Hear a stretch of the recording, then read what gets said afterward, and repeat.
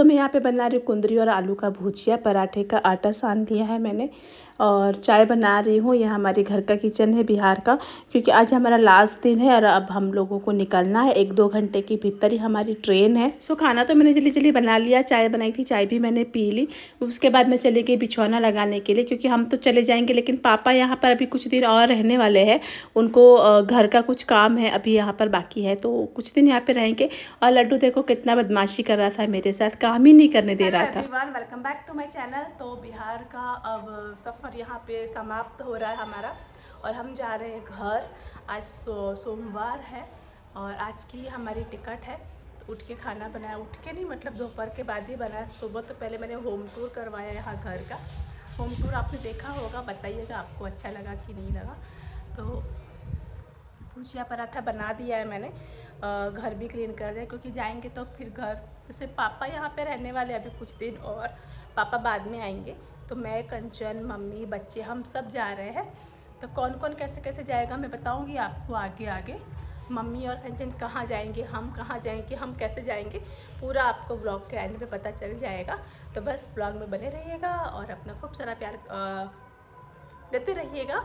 और एक कमेंट करके बताइएगा कि आपको मेरा बिहार का सफ़र कैसा लगा, प्लीज़ बताइएगा कमेंट करके।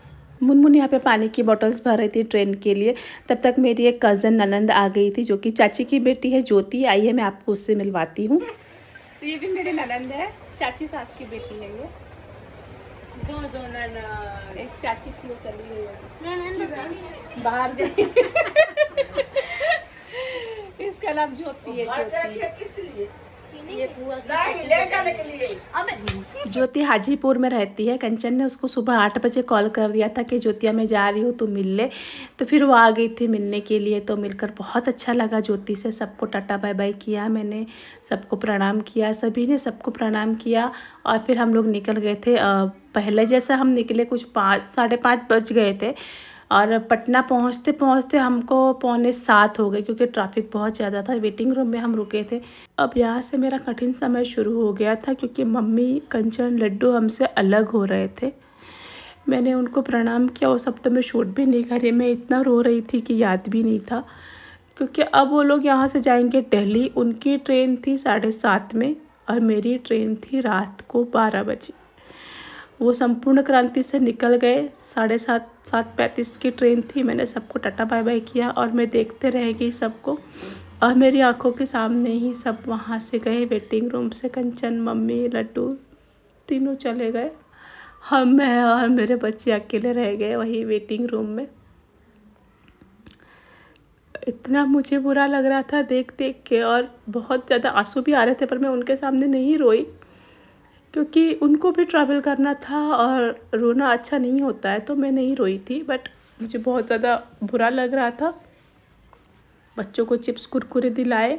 और इस समय ना मैं सेकंड एसी के वेटिंग रूम में थी। फर्स्ट एसी का वेटिंग रूम ऊपर था, फर्स्ट फ्लोर पे। बच्चे बार बार पूछ रहे थे मम्मी क्या हुआ, बट मैंने उनको कुछ नहीं बताया कि मुझे क्या फील हो रहा है। तो उसके बाद मैंने तीनों बच्चों को लिया और सामान उठाया और फर्स्ट फ्लोर के फर्स्ट एसी वेटिंग रूम में चली गई। वहाँ पे बहुत सारे लेडीज़ पुलिस भी थी और ये वेटिंग रूम एसी भी था, तो यहाँ पे सेफ लग रहा था मुझे। यहीं पे हम लोग बैठे। हमारी ट्रेन लगभग 1 घंटा लेट थी। तो आई ट्रेन रात को। फिर हम लोग गए सामान लेकर प्लेटफॉर्म पे। 4 नंबर पे ट्रेन आई हमारी और चढ़ गए ट्रेन में। जाना था घर। पुणे का सफ़र हमारा शुरू हो गया यहाँ से। रात के 12 बज रहे हैं। निकले थे पहले जैसे 5 बजे के करीब निकले थे। अब जाके ट्रेन में बैठे हैं। वेटिंग रूम में 4 घंटे बैठे। बहुत दिमाग का दही बन गया है, लेकिन अब फाइनली हम ट्रेन में बैठ चुके हैं सेफली। मैं और तीनों बच्चे, मम्मी और कंचन भी अपने ट्रेन में बैठ गए थे। उनकी ट्रेन 7:30 में ही चल दी थी, तो वो लोग भी सेफली बैठ गए और हम लोग भी सेफली बैठ गए। हमारा वैसा ही डब्बा है जैसे जाते टाइम हमने लिया था, उसी तरह का है। 4 सीट, यहाँ पे 2 सीट और यहाँ पे 2 सीट, और हम लोग हैं 4 लोग। बस अब सेफली घर पहुँच जाए। फिर से अकेले हो गए हम लोग, चारों लोग बैठे हैं ट्रेन में आराम से। इतना दुख है अब मुनमुन पता है मुझे क्या पूछ रही है? क्या पूछ रही मुनमुन तुमने? मम्मा बुढ़े हो जाओगे तो हमारी शादी के हमारे बच्चों के व्लॉग्स बनाऊंगी।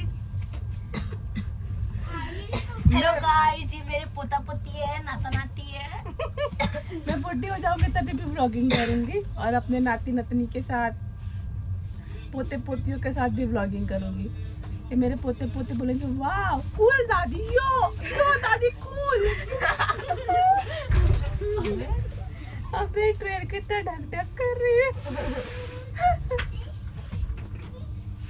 अब तो मुझे वो गाना याद आ रहा है, साजन मेरा उस पार है, मिलने को दिल बेकरार है। Copyright copyright copyright. महाराष्ट्र में बहुत ज़्यादा बारिश हो रही है, तो इस वजह से हमारे करीब करीब 2 घंटे लेट हो चुके थे। मैं यहाँ पे बोल रही हूँ लेकिन स्टेशन पे इतना ज़्यादा आवाज़ है कि आपको मेरी आवाज़ नहीं सुनाई देगी। तो हम लोग उतर गए थे कल्याण स्टेशन पे 11 बजे के करीब और इसके पापा का वेट कर रहे थे और वो आ गए क्योंकि उनको पार्किंग नहीं मिल रहा था। मैं बताऊँ ना बारिश बहुत ज़्यादा थी, तो फिर वो आ गए और बच्चों को देखो हम कितना खुश हो गए। और बट ऑब्वियस मैं भी बहुत खुश हो गई थी उनसे मिलने के बाद। और फिर यहाँ से हमारा सफ़र शुरू हुआ कल्याण से देहूगांव पुणे का, क्योंकि हमको देहूगांव आना था कल्याण से। और आप देख सकते हो कितना बारिश, दिमाग ख़राब हो गया था मेरा तो बारिश देख देख के। मैं यही सोच रही थी कि अच्छा हो मैं कपड़े वहाँ से धुल कर लाई हूँ कम से कम। सो फाइनली हम घर आ गए हैं, back to home Pune. Bihar का सफ़र बहुत अच्छा रहा, यादगार भी रहा। और हमें लेने कौन आया है? पापा हीरो है, हीरो स्वैग वाले पापा। कुछ बोलिए, आप बोल सकते हैं, स्वैग वाले पेरेंट्स मेरे स्वैग आप बोल सकते। एक लाइन तो बोल दीजिए, एक line. Come on welcome back. आप हमको लेने कल्याण तक आए हैं, कैसा लग रहा है आपको हमसे मिलकर? अच्छा ये बताइए, मैं मोटी हो गई कि पतली हो गई?